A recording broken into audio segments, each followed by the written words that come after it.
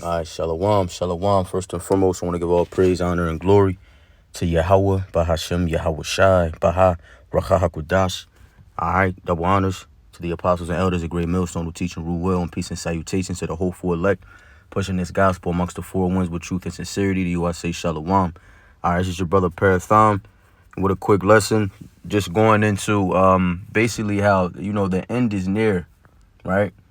And the Lord is going to gather the nations of the earth, the 18 biblical nations, according to the scriptures, all right, into the valley of decision. And there is where he's going to judge them, right? As the scriptures say, he's going to plead with them with his indignation, right? So I'm going to open up with Joel 3. Lord willing, this lesson's edifying. All right, it's Joel 3 and verse 2. I'll just start at 1. It says, "For behold, in those days and in that time, when I shall bring again the captivity of Judah and Jerusalem, I will also gather the nations and bring them down into the valley of Jehoshaphat, and will plead with them there from my people and from my heritage Israel, whom they have scattered among the nations and parted my land.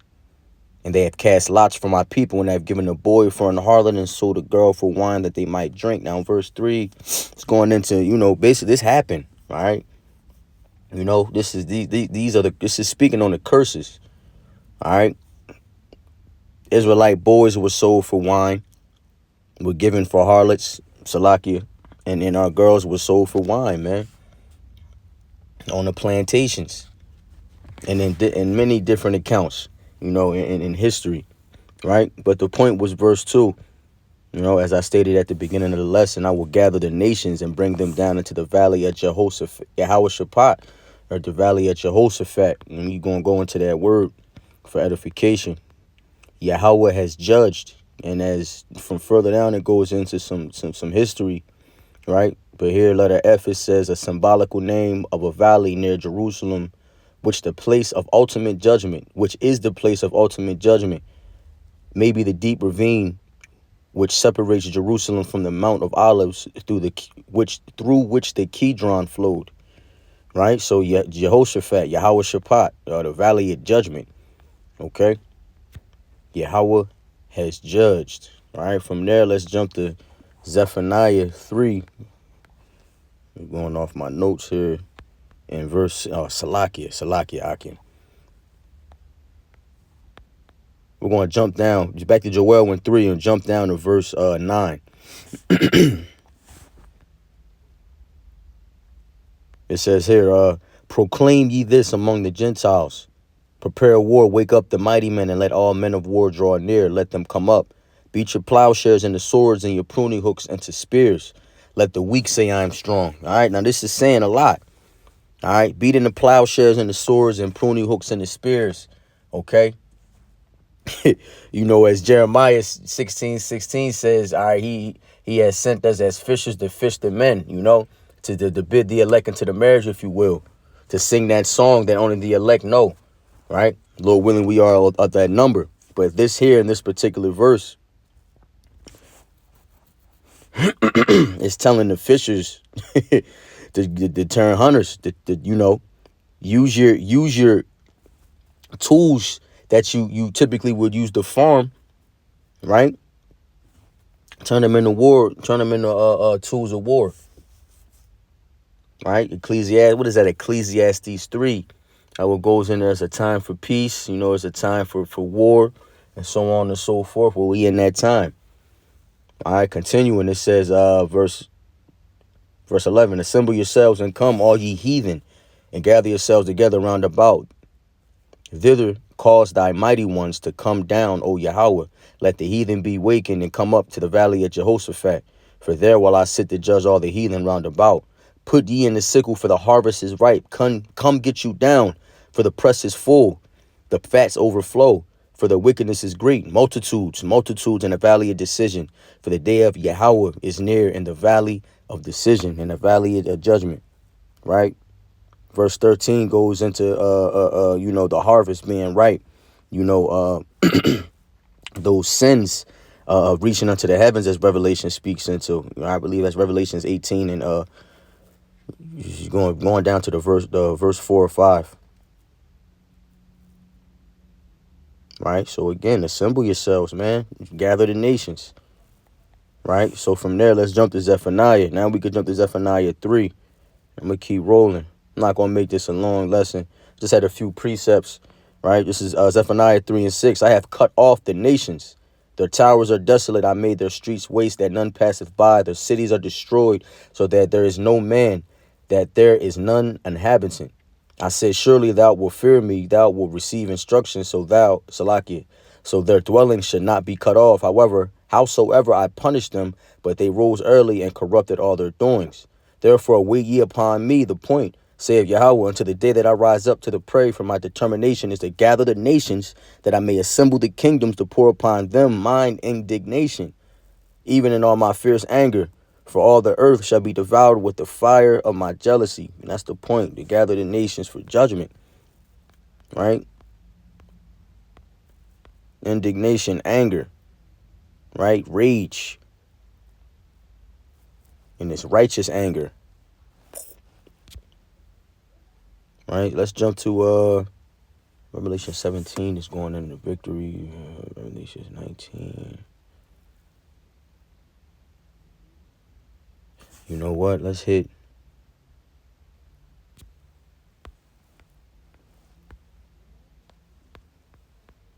Bear with me, Yakim. Okay, this is going into the victory. All right, so let's go to, all right, we'll hit Revelations, Revelation 16, and then we'll go from there. Revelation 16 and 13. That's what we want to start. Kind. And I saw 3 unclean spirits like frogs come out of the mouth of the dragon, and out of the mouth of the beast, and out of the mouth of the false prophet. All right, he's going into some history, right? And some breakdowns. The 3 frogs represent, all right, finances, the financial, which is London. All right, the religion, which is the Vatican City. All right, and the military, which is coming out of D.C., but you could throw the politics in there too. Military and politics. All right, fucking governing the world. Okay, because what is it in, you know what? From there.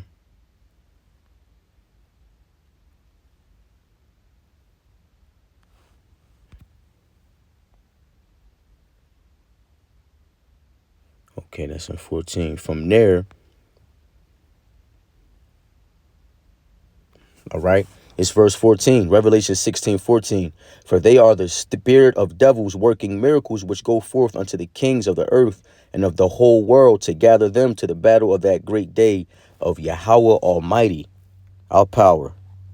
All right, so these 3 unclean spirits like frogs, which represent financial, the religion, finances, religion, and military and politics of the world, right, are all working, as it says in 14. All right. And the spirit of devils working miracles. All right. These are the spiritual wickednesses in high places that we're battling, man. Right. What else? It goes into what is that? First or second Thessalonians 2. Going into the going into the miracles. You know, we got Elon Musk with the Neuralink, and you know, all types of shit, man. Right. But there are a bunch of miracles, right? And according to Esau, our weapons of warfare aren't carnal.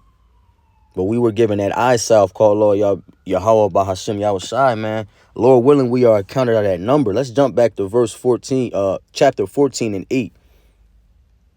It says, and there followed another angel saying, Babylon is fallen, the great city, because she made all nations drink of the wine and wrath of her fornication. Right? And that wine and wrath is going into many things, but mainly democracy and Christianity.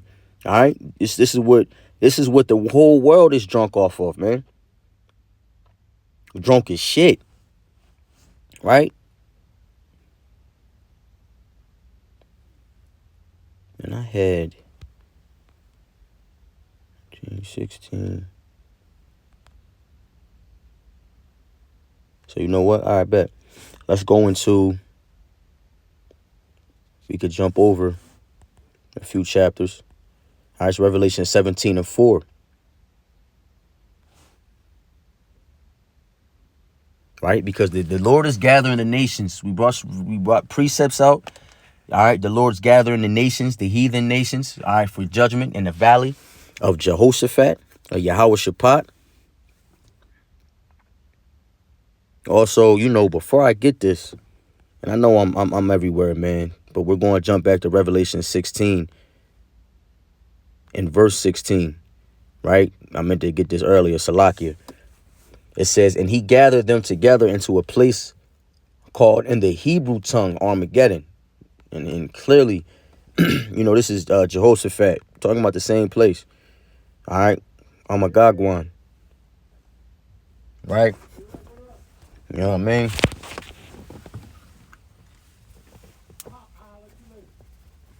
Yeah, okay. Armageddon, Salakia. The hill or city of Megiddo, right? In verse 16, scene of the struggle of good and evil is suggested by that battle plain of Ezralan, which was famous for two great victories of Barak over the Canaanites and of Gideon over the Midianites. For two great disasters, the deaths of Saul and Josiah, hence in Revelation, a place of great slaughter, the scene of a terrible retribution upon the wicked. All right, the RSV translates the name Armageddon, it's a hill, it's a city, yeah, right? Because if you go into the word, right, yeah, the city or hill of Megiddo, and when you go into that origin, Megiddo or Megiddian, place of crowds, ancient city. I think I went into the etymology of the word, all right, and the root word of Giddo goes into battalion or mound, right? So it's a battlefield, if you will, right? Okay, so let's jump to verse 17 and 4, because we know that the nations are being gathered, right? And this is the, you know, we're going to get our victory through Yahweh Shai, which he already has the victory. It's Revelation 17 and 14, victory of the Lamb, victory for the Lamb. It says, and these shall make war with the Lamb, and the Lamb shall overcome them, right? For he is Lord of lords and King of kings, and they that are with him are called and chosen and faithful. And he saith unto me, the waters which thou sawest, where the horse sitteth, are people and multitudes and nations and tongues. Right? I'm going to just stop there because this whole chapter is going into history. It's going into breakdowns and it jumps around, right? Precept upon precept, line upon line. And I've already been jumping. So I'm going to stick to the point and stop at verse 15, which is going into the waters, which goes into multitudes of people, nations, right? The nations that will be gathered, right? So from there, and honestly, real quick, Revelations 12. No. Daniel 12 real quick. Daniel 12 and 1. And at that time shall Michael stand up, the great prince which standeth for the children of thy people, Israel. So-called Negroes, Latinos, Native Americans, Seminole, Indians, West and Haitian, right? And Latino tribes, or the legendary bloodline, God's chosen people, right?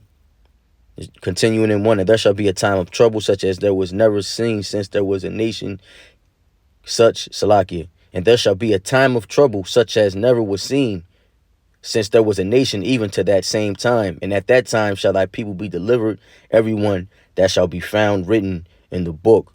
Man, listen, this lesson is focused on, you know, the valley of judgment, gathering of the nations, the battle of Armageddon and Jehoshaphat, right? This is going into what is that? Jacob's trouble. Talaki, it's not, but it all ties together, right? Because in this time he's going to stand up for us, man, right? You know, we know in Jacob's trouble, you know, the elect will be known. They're going to know who the chosen are, right? And that breaks off to a bunch of different precepts going into that, right? Now we're going to have that glow, man, in that time. Everybody around us is going to be, it's going to be chaotic, you know. It's going to be You know, everybody's going to be crashing out, but we're going to have that Isaiah 33:6, that knowledge and wisdom. We're going to have that crown in mind, man. You know? And Michael's going to step for us, man. When it's time. We know that Jacob's trouble's coming first, but, you know, shortly after that, man, the end. That is the end. Right? Salakia, man. I just, you know, let's get back to, just got a few more precepts to bring out. Amen. But we are in that time, man. Right? The Revelations. We hit 17, 14. Let's hit 19. In 19, it says, "And I saw the beasts and the kings of the earth and their armies gathered together to make war against him that sat on the horse and against his army. And the beast was taken, and with him the false prophet that wrought miracles before him, with which he deceived them that received the mark of the beast and them that worshipped his image." Right? Because the deceived and the deceiver are his. We know this. We know that the wicked is reserved for the day of destruction, man. It's at Job 21:30. That's a whole nother lesson, right? It says, continuing in 19. Salakia, continuing in 20. It says, "And them that worshipped his image, these both were cast alive into the lake of fire burning with brimstone, and the remnant were slain with the sword of him that sat upon the horse, Yahushai, which sword proceeded out of his mouth." Hold up. "And all of the fowls were filled with their flesh." So let's close out.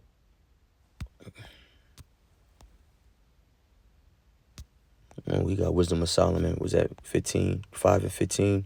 We can get that. But let's get this 2nd Esdras 13. Right? It's going into the same thing as we just read in Revelations 19. "And it came to pass," this is the triumphing of Yahushai. "And it came to pass after 7 days I dreamed a dream by night."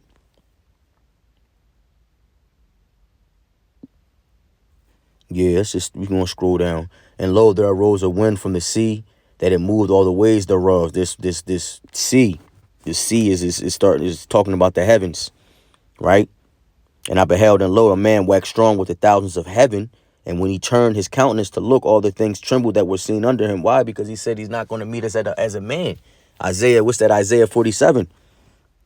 He's coming back, not meeting us as a man. He's coming back in glory, in power. It says, verse 4, "And whensoever the voice went out of his mouth, and all they that burned that heard his voice, like as the earth faileth when it filleth the fire. And after this I beheld, and lo, there were gathered together a multitude of men." Now, verse 4 just specifically went into how everybody burned, right? It said what? "And all they that burned that heard his voice," right? "And whensoever the voice went out of his mouth, they were burned," right? Like it was fire. It says, "And the remnant were slain," Revelations 19:21, "with the sword of him that sat upon the horse, which sword proceeded out of his mouth, and all the fowls of heaven," all the fowls, Salakia, "were filled with their flesh," right? "The feast from the bodies and carcasses." But hold on. Let's go back to that sword that proceeded out of the Lord's mouth, right? Verse 5, "And after this I beheld, and lo, there were gathered together a multitude of men," that the gathering of the nations. Revelation was at Joel 2, Zechariah 3, right? Revelation 16, 14. Continuing in 5, "And out of number from the four winds of heaven to subdue the man that came out of the sea," out of the sky. The heavens cracked. And the Lord of hosts, the armies of the heavens came through and pulled up with Yahushua on that father ship. Verse 6, "But I beheld, and lo, he had graved himself a great mountain and flew up upon it. But I would have seen the region or place whereout the hill was graven and could not. And after this I beheld, and lo, all they that which were gathered together to subdue him were sore afraid, and yet durst fight. And lo, as he saw the violence of multitude that came," Salakia, "he neither lifted up his hand nor held sword nor on any instrument of war, but only I saw that he sent out of his mouth as it had been a blast of fire, and out of his lips a flaming breath, and out of his tongue he cast out sparks and tempest, and they were all mixed together. So this is that sword proceeding out of the Lord's mouth in Revelations 19 and 21. And they were all mixed together. Verse 11, the blast of fire, the flame and breath, and a great tempest, and fell with violence upon the multitude which was prepared to fight, and burned them up every one, so that upon of a sudden of an innumerable multitude nothing was to be perceived, but only dust and smell of smoke. And when I saw this, I was sore afraid. And that is it. That is the end. This is, hey, and with that, Lord willing, this lesson was edifying. I want to give all praise, honor, and glory to Yahweh, Bahashim Yahweh Shai, Baha, Ruach HaKodesh, double honors, lead apostles and elders, a great millstone. All right, teaching, who teach and rule well, and peace and salutations to the whole four elect. Shalom.